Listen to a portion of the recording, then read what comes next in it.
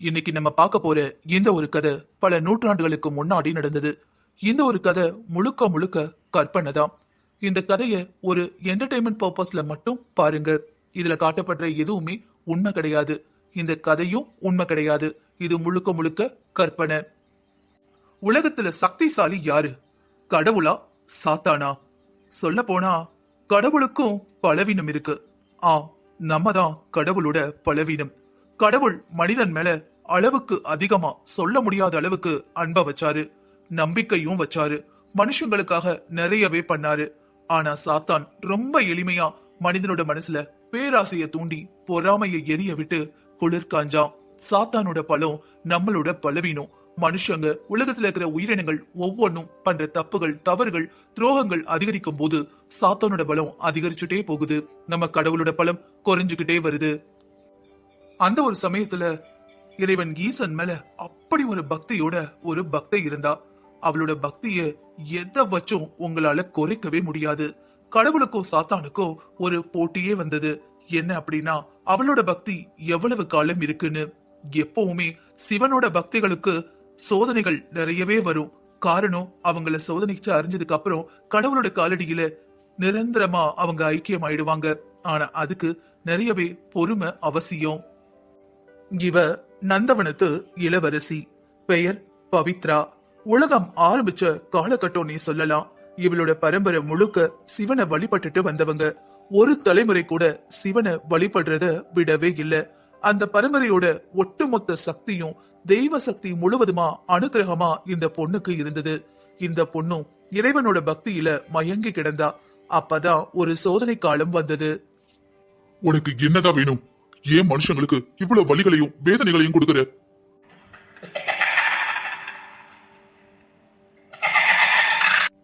நீயும் நானும் இந்த உலகம் ஆரம்பித்த காலத்திலிருந்து இருக்கிறோம். உன்னை விட எனக்கு பல சக்திகள் இருக்கு. உன்னை விட எல்லா உயிரினங்கள் மீது எனக்கு அளவுக்கு அதிகமான ஈர்ப்பு விசையும் அவர்களை கட்டுக்கொள்ள வச்சுக்கிற சக்தியும் இருக்கு. ஆனாலும் அனைவரும் உன்னை வணங்குறாங்க, உன்னை வீட்டுக்குள்ள அழைக்கிறாங்க. ஆனா என்ன, உன் மேல என்னைக்குமே எனக்கு கோபம் வந்ததில்ல. கெட்டவங்க, உலகத்தை அழிக்கிறவங்க, சொல்ல முடியாத வாய் கூசுகிற குற்றங்களை பண்றவங்கள நீ ஆக்கிரமிச்சா எனக்கு எந்த பிரச்சனையும் இல்ல. ஏன் தூய்மையான ஆன்மாக்களை வந்து சுத்தி சுத்தி கொடுமை பண்ணிக்கிட்டு இருக்க? நீ கூட தான் உன்னோட பக்தர்களை சோதனைங்கிற பேர்ல பல கொடுமைகளை பண்ணிக்கிட்டு இருக்க. நான் அவர்களை கொடுமைப்படுத்தல. தனக்கு எதுவும் எப்பவும் உடனடியா கிடைச்சி தீரணும்னு அடம்பிடிக்கிற மனிதர்களுக்கும் சிறிது காலம் காத்திருக்கணும், பொறுமையோட அவசியத்தையும் பக்தியோட நோக்கத்தையும் அவங்களோட பொறுப்பையும் உணர்த்த மட்டும்தான் சில சோதனைகளை செய்யற. ஆனா நீ அவர்களை அவங்களோட சோதனைகளையும் உறுதிகளையும் உடைச்சு தப்பான வழியில கொண்டு போக முயற்சி பண்ற. நீ உன்னோட வழிய கையாளுற, நான் என்னோட வழியில அவர்களை கையாளுற. நான் அவர்களோட ஆசைகளை தூண்டுற. அவர்கள் என்ன தேர்வு செய்வாங்களா இல்ல கடவுளான உன்னை தேர்வு செய்வாங்களாங்கிறத பாக்குறதுல ரொம்பவே ஆர்வமா இருக்கிற. ஆசைங்கிறது ஒரு மனிதனோட இயல்பு. ஆனா அவனுக்குள்ள இருக்கிற கருணையும் நம்பிக்கையும் அவனை தப்பான வழியில போக விடாம அவனை சரியான பாதைக்கு கொண்டு வரும். ஆனா நிறைய மனிதர்கள் என்னோட வழிக்குத்தான் வர்றாங்க. சரிதான், அனைத்து மனிதர்களும் உன் வழிக்கு வர்றதில்ல. என்னோட குழந்தைகள்ல ஒரு சில பேர் உன்னோட இருள்ல மாட்டிக்கிறாங்க. இருந்தாலும் அவங்களுக்குள்ள இருக்கிற நம்பிக்கையும் அவங்களுக்கு மனசாட்சின்னு நான் கொடுத்திருக்கிற ஒளியும் அவங்களை சரியான வழிக்கு கொண்டு வரும். மனசாட்சிங்கிற ஒளி எல்லாருக்குள்ளும் இருக்கு. ஆனா இருக்குங்கிறதையும் மனசாட்சி சொல்றதையும் எந்த மனுஷன் கேட்கறான்? அனைத்து மனிதர்களும் இருளதான் விரும்புறாங்க. தன்னோட தப்பான ஒரு முகத்தையும் தன்னை தவறான ஒரு செயலையும் இருளுக்குள்ள மறைச்சு தன்னை அப்படியே ஒரு நத்த மாதிரி தனக்குள்ள இருட்டுக்குள்ள அப்படியே ஒடுங்கிடுறாங்க. மனிதர்கள் தவறு செஞ்சதுக்கு அப்புறம் அவங்களுக்குள்ள இருக்கிற குற்ற மனப்பான்மைய நீ பயன்படுத்திக்கிற. முதல் தடவை தவறு பண்ற மனிதன் அடுத்தடுத்த தடவைகள்ல யோசிக்கிறது இல்ல. ஆனா மனசாட்சி உள்ள மனிதன் தான் ஒரு தடவை தவறு பண்ணதுக்கு அப்புறம் அந்த தவறை நினைச்சு அடுத்த முறை தவறு செய்ய துணியறதில்ல. எப்பேற்பட்ட மனிதனையும் நான் விதைக்கிற ஆசை, பொறாமை, கோபம் இதன் மூலமா என் பக்கம் வெகு சுலபமா கொண்டு வந்துடுவேன். நீ என்னென்ன கருவிகள் வைத்திருந்தாலும் எவ்வளவு சூழ்ச்சிகளை பெண்ணினாலும் இயல்பாகவே மனிதன் உடன் பிறந்த இரக்கமும் அன்பும் காதலும் என்னைக்கும் எப்பேற்பட்ட காலத்திலையும் அழியாது. அவன் தவறான பாதையில எவ்வளவு தூரம் போனாலும் அவனை சரியான ஒளிப்பாதைக்கு கொண்டு வர இந்த 3 விஷயங்களே போதும்.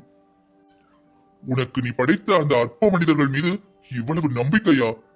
ஆம், மனிதனுக்கு நம்பிக்கை வேணும்னு சொல்ற எனக்கு நம்பிக்கை இல்லைன்னா எப்படி? நம்பிக்கை தான் என்னோட சக்தி. என்னோட மனிதர்கள் எவ்வளவு தவறான வழியில போனாலும் ஏதோ ஒரு நிமிடம் அந்த ஒளிப்பாதையை நோக்கி கண்டிப்பா வந்துடுவாங்க. ஒரு மனிதன் தனக்குள்ள இருக்கிற ஒளிய ஒரு தடவை உணர்ந்துட்டா அந்த இருளுக்குள்ள போகவே மாட்டான். தன்னை சேர்ந்த பிறரையும் இருளுக்குள்ள மூழ்க விட மாட்டான். இதோ பார், நீ என்னதான் மனித வடிவம் எடுத்து மனிதனுக்கு தேவையான நல்லது மனிதர்களிடம் பரப்பினாலும் உன்னோட வாழ்க்கைக்கும் உன்னோட வார்த்தைக்கும் அர்த்தமே இருக்காது. உன்னோட மனுஷன் வெறும் வார்த்தையில தான் நம்பிக்கை வைக்கிறான். ஆசை, வேகம், கோபம், பயம் இதெல்லாம் அவனை என்னோட பாதைக்கு இழுத்துட்டு வரும். சரி, உனக்கு சரிசமமா நான் ஒரு சவால் வைக்கிறேன். உனக்கு பிடித்தமான ஒரு மனிதனை தேர்வு செய். அவனை முழுவதுமா என் கையில ஒப்படைச்சிடணும். அவன் என்னோட வழிக்கு கண்டிப்பா வருவான். நீ யார வேணாலும் தேர்வு செய். நீயா, நானா, கடவுளா, சாத்தானா, பார்த்துடலாம். சரி, நீ சொல்ற மாதிரி என் மேல அன்பா இருக்கிற ஒரு பக்தைய உன்கிட்ட ஒப்படைக்கிற. நீ அவளை என்ன வேணா செஞ்சுக்கோ, எவ்வளவு சோதனைக்கோ உட்படுத்திக்கோ. அவள் நல்ல வழியில் இருந்தோ என்னோட பக்தி மார்க்கத்தில் இருந்தோ உன்னால அவளை விலக வைக்கவே முடியாது. உனக்கு இவ்வளவு இருமாப்பா? நீ தேர்வு செய்து கொடுத்த அந்த பக்தைய என்ன பண்றேன்னு பாரு. ஆசை, கோபம், பொறாமை, பயம், காமம் இதெல்லாம் வச்சு அவளை கண்டிப்பா என் பாதைக்கு இழுப்ப. அவளை முழுசா அழிக்க போறேன். அவன் என் பாதையை தான் தேர்வு செய்வா. நீ சொன்ன மாதிரி உலகம் முழுக்கும் இருள் பரவினாலும் ஒளி மறையல. ஒவ்வொரு ஒளியும் ஒவ்வொரு மனிதனுக்குள்ள இருக்கு. ஆனா அந்த ஒளியை எப்ப அந்த மனிதன் உணர போறாங்கிறதுலதான் அந்த மனிதனோட வாழ்க்கையே இருக்கு. அந்த மறைந்து கிடக்கிற ஒளிய மனிதர்கள் அறிந்து கொள்ள நான் வாய்ப்பை கொடுக்க போறதே இல்ல. இனி வரும் காலங்கள்லயும் இப்ப நடந்துகிட்டு இருக்க இந்த காலத்திலையும் மனிதர்களோட மனதுல முழுக்க முழுக்க நான் மட்டுமே இருக்கு. காலங்கள் எவ்வளவு மாறினாலும் எவ்வளவோ மனிதர்கள் பிறந்து இறந்தாலும் எல்லா மனிதர்களும் படைக்கப்படும் போதே என்னால் அனுப்பப்பட்ட ஒளியான மனசாட்சி இருக்கு. அவனுக்குள்ள தைரியமும் துணிச்சலும் அன்பும் நேசமும் காதலும் இருக்கு. இந்த பண்புகள் இருக்கிற வரைக்கும் எப்பேற்பட்ட மனிதனையும் எந்த சிறுமையான மனிதனையும் கூட உன்னால அடிமைப்படுத்த முடியாது. எந்த ஒரு நிமிடத்திலையும் அந்த மனிதனால நல்ல வழிக்கு திரும்ப முடியும். சரி, உனக்கான ஒரு வாய்ப்பை கொடுக்கறேன். என்னோட பக்திய நீ என்ன வேணா பண்ணிக்கலாம், என்ன சோதனை வேணா பண்ணிக்கலாம். ஆனா இறுதியா அவளை உண்மையான பாதையிலிருந்து உன்னால விளக்கவே முடியாது. வணங்குகிறேன் குருவே. மங்களம் உண்டாகட்டும். வணங்குகிறேன் குருவே. பல்லாண்டு நீடோடி வாழ்க. இருங்கள் குருவே, தங்களுக்கு அருந்துவதற்கு ஏதாவது எடுத்து வருகிறேன். இல்லையம்மா, இருக்கட்டும். நான் அரசரையும் அரசியாரையும் உடனடியாக சந்திக்க வேண்டும். இங்கிருந்து கைலாயத்திற்கு செல்ல வேண்டும். ஐயா, கைலாயத்தில் அப்படி என்னதான் செய்வீர்களோ? வந்து ஒரு சில நிமிடங்கள் கூட ஆகவில்லை, அதற்குள் கைலாயத்திற்கு செல்ல வேண்டும் என்கிறீர்கள். அம்மணி, கைலாயத்தில் என்ன இருக்கிறது என்று தங்களை விடவா எனக்கு தெரிந்து விட போகிறது? கைலாயத்தில் என்ன இருக்கிறது, யார் இருக்கிறார்கள் என்று எனக்கு எப்படி தெரியும் குருவே? நாம் விரும்பினால் அனைவரும் தெரிந்து கொள்ளலாம். தாயி பவித்ரா, தங்களுக்கு இது மிகவும் சோதனையான காலம். தாங்கள் தயவு கூர்ந்து மிகவும் எச்சரிக்கையாக இருக்க வேண்டும். யாரையும் நம்ப வேண்டாம். எந்த முடிவையும் அவசரமாக எடுக்க வேண்டாம். நிறுத்தி நிதானமாக எந்த முடிவை எடுக்கும் முன்பும் நம் ஐயன் ஈசனை நினைத்துக் கொள்ளுங்கள். குருவே, தாங்கள் அறியாததா? நான் என்னை மறந்தாலும் மறப்பேன், ஐயன் ஈசனை மறக்கவே மாட்டேன்.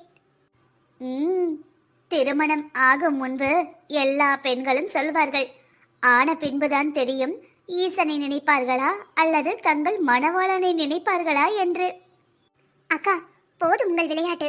என்றைக்குமே நான் பருவம் எய்தி இறைவனடி சேரும் காலம் வந்தாலும் என் ஈசனுக்கே முன்னுரிமை. அவனுக்கில்லாத உரிமை என்னிடம் யாருக்குண்டு? அந்த ஈசனை விடவும் நீ நேசிக்கும் ஒருவன் வந்தால்? இல்லை குருவே, ஒருபோதும் இல்லை. என் முதல் மணவாளன், என் முதல் கண்ணாளன் என் இறைவன் ஈசன் மட்டுமே. சரி தாயே, நான் சென்று அரசரையும் அரசியையும் சந்திக்கிறேன். ஆகட்டும் குருவே. வருகிறேன் அம்மா. உன் சகோதரியை பார்த்துக்கொள். நிச்சயமாக, தாங்கள் போய் வாருங்கள். ஆம், இறுதியில் இறைவனும் சாத்தானும் நந்தவனத்து இளவரசியை தேர்ந்தெடுத்தார்கள். நந்தவனத்தில் 2 இளவரசிமார்கள் இருந்தார்கள். அரசனுக்கும் அரசிக்கும் வெகு நாட்களாக குழந்தை இல்லை. இறைவன் கொடுத்த குழந்தை என ஒரு குழந்தையை வளர்த்தார்கள். ஆனால் அக்குழந்தை அரசியை சேரும் நேரம் அரசியின் கருவில் ஒரு குழந்தை இருந்ததை இருவரும் அறியவில்லை. அறிந்த நேரம், குழந்தை பிறந்த நேரம் இன்னும் மகிழ்ச்சி அடைந்தார்கள். தனது சொந்த குழந்தை வந்த பின்பும் தனக்கு கிடைத்த தெய்வ குழந்தையே முதல் குழந்தையாக நினைத்தார்கள். எல்லாவற்றிலும் முன்னுரிமையை அந்த குழந்தைக்கே கொடுத்தார்கள். தங்கள் குலதெய்வமான அந்த நாகதேவியின் பெயரான நாகு என்பதையே முதல் இளவரசிக்கு அழைத்தார்கள். 2 இளவரசிகளுமே கடவுளிடமிருந்து தன் தாய் தகப்பன் வரை அனைவர் மீதும் அன்பும் மரியாதையும் கொண்ட தூய உள்ளங்கள். அழகில் ரதி தேவியையும் மிஞ்சி விடுவார்கள். இருவரும் ஒரே வயது போல காட்சியளித்தார்கள். அன்பிலும் பாசத்திலும் பின்னி பிணைந்து கிடந்தார்கள். சரி, முதல் குழந்தை கடவுள் அளித்தது. 2ஆம் குழந்தை அரசியோடது. ஆனாலும் அரசனுக்கு தன் 2ஆம் மகள் மீது அளவு கடந்த பாசம். ஏனெனில் அரசியார் தனக்கு கடவுள் அளித்ததாக கருதப்பட்ட முதல் குழந்தையின் மீது அளவு கடந்த பாசத்தை பொழிந்தாள். 2ஆம் குழந்தை ஏங்கி விடுமோ என்று அரசர் தனது 2வது மகளான பவித்ராவிடம் மிகுந்த பாசம் கொண்டிருந்தார். இரு மகள்களுமே சிறு வயதிலிருந்து ஒரு இளவரசனுக்கு என்னென்ன தேவையோ அத்தனையும் கற்று தெரிந்து நாட்டை ஆட்சி புரிய தகுதி வாய்ந்த வீராங்கனைகளாகவே வளர்ந்தார்கள். அன்பில் ஊறிய இந்த 2 சகோதரிகளுக்கும் இடையே மிக பெரிய ஒரு பகை உருவாகும் என்று கூறினால் நம்மில் யாரும் நம்ப மாட்டோம். ஆனால் இறைவன் மற்றும் சாத்தானின் இடைவிடாத பகை காரணமாக இதில் எதையாவது போவது யாரோ யார் அறிவார்கள். சாத்தான் இறைவனிடம் பவித்ரா, அதாவது பவித்திர ரஞ்சினியை தனக்காக கேட்க, இறைவனும் தன் பக்தியின் மீதுள்ள நம்பிக்கையின் காரணமாக பவித்ராவை அந்த சாத்தானிடம் பரிசோதிக்குமாறு அனுமதிக்கிறான். இதன் பின்பு பவித்ராவின் வாழ்க்கையிலும் நம் நாகுவின் வாழ்க்கையிலும் என்னென்ன நடக்கப் போகிறது? அன்பில் பிணைந்து கிடந்த சகோதரிகள் ஒருவரை ஒருவர் எரித்துக் கொள்ளும் அளவிற்கு பகை உணர்ச்சியை எங்கிருந்து பெற்றார்கள்? இந்த பகை யாருக்காக உருவானது? வாருங்கள் குருதேவா. வணக்கம் குருவே. நீடூழி வாழ்க. ஈசன் அருளால் அனைத்து மக்களையும் தன் சொந்த பிள்ளைகளைப் போல அரவணைத்து நீதி தவறாது பேர் கெடாது ஆட்சி புரிக. குருதேவா, தாங்கள் அவசரமாக எங்களை காண வந்த விஷயம்? அரசே, நாம் எதிர்பார்த்துக் கொண்டிருந்த காலம் வந்துவிட்டது. நம் நாட்டிற்கான சோதனை காலம். குருவே, தாங்கள் கூறியது? ஆம் அரசியாரே, இவ்வளவு நாள் சிவனின் நிழலின் கீழ் வாழ்ந்த நாம் இனி இருள் சூழ வாழப் போகிறோம். நல்லவர் யார் கெட்டவர் யார் என்று அறியாது நன்மையும் தீமையும் ஒன்றுடன் ஒன்று பிணைந்து காணப்படும். இனி வரும் நாட்களில் அரசு சபையில் உயர் பதவியில் இருப்பவர்கள் மிக மிக கவனமாக நடந்து கொள்ள வேண்டும். குருவே, எனில் நாட்டு மக்களுக்கு ஏதாவது? நாட்டு மக்களுக்கு மட்டுமல்ல, அரச குழந்தைகளுக்கும் ஆபத்து வரப்போகிறது. குருவே, இதற்கான ஏதாவது ஒரு பரிகாரத்தை சொல்லுங்கள். உடனடியாக செய்கிறோம். எல்லாவற்றிற்கும் பரிகாரம் கிடைக்காதம்மா. பரிகாரம் என்பதே நம் மன சாந்திக்காகத்தானே. அரசியாரே, நினைவில் கொள்ளுங்கள், உங்களுக்கு 2 கட்டளைகள் பிறப்பிக்கப்பட்டுள்ளது. ஒன்று, தங்கள் வயிற்றில் பிறந்த குழந்தை நாடாள கூடாது. 2 குழந்தைகளில் ஏதாவது ஒரு குழந்தையா அல்லது நாடா என வரும்போது நீங்கள் நிச்சயமாக நாட்டைத்தான் தேர்ந்தெடுக்க வேண்டும். எனில் என் பெண்களுக்கு ஏதாவது ஆபத்து வரப்போகிறதா? நிச்சயமாக. எனில் ஆபத்து யாருக்கு? அதை இப்போது என்னால் கூற இயலாது. உனது 2 மகள்களையும் கவனமாக பார்த்துக்கொள். இருளின் அரசன் வந்து கொண்டிருக்கிறான். வேண்டுதல் முடிந்து விட்டதா? முடிந்து விட்டதெனில் கிளம்பலாமா? முடிந்து விட்டது அரசே. இந்த அம்மாளின் கோவிலுக்கு வந்தால் மட்டும் நேரம் போவதே தெரியவில்லை. எவ்வளவு நேரம் வேண்டுமானாலும் இங்கேயே இருக்கலாம் என்று தோன்றுகிறது. ஆம் அரசே, அதுவும் உண்மைதான். என்ன அரசியாரே, தங்கள் குரலில் எப்போதும் உள்ள மகிழ்ச்சி தென்படவில்லையே. தங்களுக்கு ஏதாவது வேண்டிக் கொள்ள வேண்டும் என்று தோன்றினால் சிறிது நேரம் கழித்து புறப்படலாம். இல்லை அரசே, என் பிரார்த்தனைகளை முடித்து விட்டேன். இனி அவள்தான் வழிகாட்ட வேண்டும். நாம் இருவரும் குடும்பத்தோடு அம்மையின் கோவிலுக்கு வந்து எவ்வளவு நாட்கள் ஆயிற்று? ஆம் அரசே, வாழ்க்கையில் துன்பங்கள் வரும்போதுதானே இறைவனின் நினைவு வருகிறது. உனக்கு ஞாபகம் இருக்கிறதா அரசி? முன்பு குழந்தை இல்லாத சமயங்களில் இந்த அம்மையின் இடமே உன் இருப்பிடம் என்று நீ இவளே என்று கதியாக கிடப்பாய். மறக்க முடியுமா?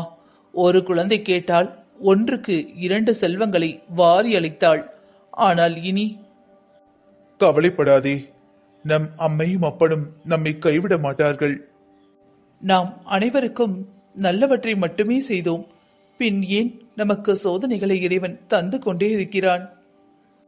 சோதனைகள் வராவிடில் நாம் தான் அரசர், நாம் தான் கடவுள் என்ற எண்ணம் வந்துவிடும் இல்லையா? அரசி, இதை நினைத்துக் கொண்டே இருக்காதே. பின் நம் நாட்டு மக்களுக்கு செய்ய வேண்டிய நல்ல காரியங்களை யார் செய்வார்கள்? நம் 2 குழந்தைகள் மட்டும் நம் குழந்தைகள் அல்ல, நம் நாட்டிலுள்ள ஒவ்வொருவரும் நம் குழந்தைகளே. அரசியார் கலங்குவதைக் கண்டால் நாட்டில் வாயுள்ளவர்கள் தங்களுக்கு தோன்றுவதையெல்லாம் பேசுவார்கள். பேசட்டும். நாட்டின் அரசியாக இருந்தால் அரசிக்கு கஷ்டங்களும் சோதனைகளும் வரக்கூடாதா என்ன? ஒரு அரசி கலங்கக்கூடாதா என்ன? நான் தங்களிடம் ஒன்று கேட்கலாமா? கேளுங்கள் அரசியாரே. அரசே, நமக்கு இருப்பதோ 2 குழந்தைகள். ஆனால் நமது ராஜ்யம் பறந்து விரிந்து கிடக்கிறது. இருப்பினும் ஒருவர் மட்டுமே. அரசியாரே, தாங்கள் என்ன சொல்ல வருகிறீர்கள் என்பது எனக்கு நன்றாக புரிகிறது. நமக்கு வாரிசு இல்லை என்று நாம் ஏங்காத நாட்கள் இல்லை, செல்லாத கோவில்கள் இல்லை. நம் கவலை உணர்ந்த இறைவன் நமக்காக, நம் நாட்டை காப்பதற்காக, நம் நாட்டு மக்களை வழிநடத்துவதற்காக ஒரு அழகிய பெண் குழந்தையை அனுப்பி வைத்தான். அதன் பிறகு நமக்கென தங்கள் வயிற்றில் ஒரு பெண் குழந்தை உதித்தாள். ஆம் அரசே, குழந்தைகள் குழந்தைகளாகவே இருந்தால் நாம் கவலைப்பட வேண்டிய அவசியமே இல்லை. குழந்தைகள் இப்போது பருவ வயதை எட்டிவிட்டார்கள். திருமணம் செய்ய வேண்டும். ஒரு குழந்தையை விடுத்து இன்னொரு குழந்தைக்கு எப்படி முடிசூட்டுவது? அதுவும் 2 குழந்தைகளுக்கும் எல்லா உண்மையும் தெரியும். மூத்தவள் இளையவளுக்கு விட்டுக் கொடுத்தால் கூட இளையவள் அரசாளக்கூடாது என்பது நம் குருவின் ஆணை. எப்படி அதை மீறுவது? அவர்கள் இருவருக்கும் என்ன சொல்லி அவர்களுக்கு புரிய வைப்பது? எனக்கு இன்னொரு சந்தேகமும் உண்டு. சொல்லுங்கள் அரசியாரே. நமது மூத்த மகள் நாகு யாரின் குழந்தை என்றே நமக்கு தெரியாது. அவள் பின்னணியில் யார் உள்ளார்கள் என்பதும் அறிய மாட்டோம். அவளின் பிறப்பு ரகசியம் என்ன என்பதையும் நாம் அறிய மாட்டோம். பின் வரும் நாட்களில் ஏதேனும் பிரச்சனை வந்தால்? நம் 2 குழந்தைகளின் பிறப்பு ரகசியம் பற்றி நாட்டு மக்களுக்கு எதுவும் தெரியாது. இனி வரும் நாட்களில் நாட்டு மக்களுக்கு உண்மை தெரிந்துவிட்டால்? தன் அரசரின் புதல்வி நாடாளவில்லை, எங்கிருந்தோ வந்த ஒருத்தி நாடாளுகிறாள் என்ற உண்மை தெரிந்தால் மக்கள் அவளை எப்படி அரசியாக ஏற்றுக்கொள்வார்கள்? சரி, நமது வயிற்றில் பிறந்த நம் மகளுக்கு அரசாளும் உரிமைதான் இல்லை. சரி, அரச பாரத்தை அவள் சுமக்க வேண்டாம் என்று எண்ணி திருமணத்தை பற்றி நம் குருவிடம் கேட்டால் அதிலும் குறிப்பிடும்படியாக எந்த ஒரு விஷயத்தையும் கூற மாட்டேன் என்கிறார். தங்களிடம் ஏதாவது கூறியுள்ளாரா? நமது குரு அன்னையே அன்னையே என்று பேசும் தங்களிடமே ஒன்றும் கூறவில்லை. என்னிடம் எப்படி கூறுவார்? யாருக்கு தெரியும்? எனக்கு தெரியாமல் எந்த ரகசியங்களையும் நீங்கள் இருவரும் பேசிக்கொள்வதே இல்லை. நம்பிவிட்டேன். அரசியாரே, விரைவில் நமது மூத்த மகள் நாகுவிற்கு திருமண ஏற்பாடுகளை செய்ய வேண்டும். ஏன் இவ்வளவு அவசரம்? எப்பொழுதும் போர், யுத்தம், படையெடுப்பு என்று என் வாழ்க்கை இதிலேயே சரியாக போய்விட்டது. என் மகள்களுடன், என் பேர பிள்ளைகளுடன் கொஞ்சி விளையாட வேண்டும். சிறிதளவு ஓய்வும் தேவைப்படுகிறது. மகளுக்கு திருமணம் செய்து அவளை நாட்டின் ராணியாக அறிவித்துவிட்டு இளைய மகளுடன் நான் இமாலய பயணம் செல்ல போகிறேன். எனில் நம் 2வது மகளான பவித்ரா தேவிக்கு திருமணம்? தேவி, உனக்கு தெரியாததல்ல. எது எது எப்போது நடக்க வேண்டுமோ அது அப்போது தானாக நடக்கும். நீங்கள் பேசுவதை பார்த்தால் எதையோ மனதில் வைத்துக்கொண்டு பேசுவது போல உள்ளது. அது என்னவென்று என்னிடம் கூறக்கூடாதா? இல்லை ராணியாரே, பெண்கள் மனதில் ரகசியம் தங்குவதே இல்லையாம். நான் நிச்சயமாக இந்த ரகசியத்தை யாரிடமும் கூற மாட்டேன். இல்லை தேவி, அந்த ரகசியத்தை இப்போது கூற இயலாது. காலம் வரும்போது கூறுகிறேன். உங்களுக்கு பிடிவாதம் அதிகம்.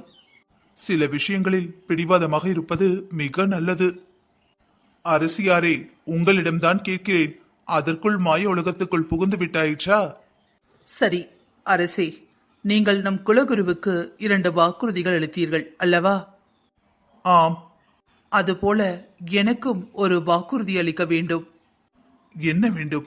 தங்களுக்கு இல்லாததா? கேளுங்கள். இப்போது அல்ல, நேரம் வரும்போது கேட்கிறேன். குலகுரு சொன்னபோது எனக்கு புரியவில்லை. இப்போது நன்றாக புரிகிறது. என்ன புரிகிறது? அரசன் தசரதன் கொடுத்த வாக்கினால் ராமன் காட்டிற்கு சென்றான். நான் உனக்கு கொடுத்த வாக்கினால் யார் எங்கு செல்ல போகிறாரோ, என்ன கஷ்டங்கள் நடக்க இருக்கிறதோ. நான் கேட்கும் வரத்தினால் நமக்கும் நம்மை சார்ந்தவர்களுக்கும் எந்த துன்பமும் வராது. துன்பம் வராது எனில் மிக நல்லது. எனக்கு குழந்தை இல்லாத போது அன்னை அளித்தால் என கூறி ஆற்றில் மிதந்து வந்த குழந்தையை எடுத்து நாம் வளர்க்க ஆரம்பித்தோம். ஆம், அன்பில் எந்த வஞ்சனையும் செய்யவில்லை நான். வளரும் போதும் நமக்கு குழந்தை கிடைத்து விட்டது என்று மூத்த குழந்தையை அலைக்கழிக்க கூடாது என்று நான் பெற்ற குழந்தையை விட அதிகபட்ச அன்பை பொழிந்தே வளர்த்தேன். எனில் அரச உரிமையும் அக்குழந்தைக்கே செல்கிறது. என் மகள், என் வயிற்றில் வளர்ந்த மகள் கைலாயத்திற்கு செல்ல வேண்டுமா? ஏன் இந்த இழிநிலை? அரசனுக்கு பிறந்தவள் சாமியாராக, ஒன்றுமில்லாத துறவியாக இறைவனை நினைத்து தியானம் செய்ய வேண்டும். எங்கிருந்தோ வந்தவள் என் நாட்டினை ஆள வேண்டுமா? விதி சதி செய்து விட்டது. அந்த சதியை நான் முறியடித்தே தீருவேன். என் மகளே நாட்டை ஆள வேண்டும். என் மகளே எல்லாவற்றிலும் முதன்மையாக தகுதியானதவளாக, எல்லாவற்றிலும் சிறந்தவை எல்லாம் என் மகளுக்கே கிடைக்க வேண்டும். இவ்வளவு நாட்கள் என் குழந்தையை விட அவளுக்கு அதிகமானவற்றை அள்ளி கொடுத்து விட்டார் அரசர். இனி இது இங்கு நடக்காது. நாகுவின் அப்பாவியான முகத்தை வைத்து மற்றவர்களையும் அரசர்களையும் ஏமாற்றலாம், ஆனால் என்னை ஏமாற்ற முடியாது. நாகு, உன் மாய வலையில் இனி யாரையும், என் அரசரையும் மகளையும் மூழ்க விட மாட்டேன். அரசியாரே, என்ன ஆயிற்று? அடிக்கடி கனவுலகத்தில் சஞ்சரிக்கிறீர்கள் போல. ஒன்றுமில்லை அரசே.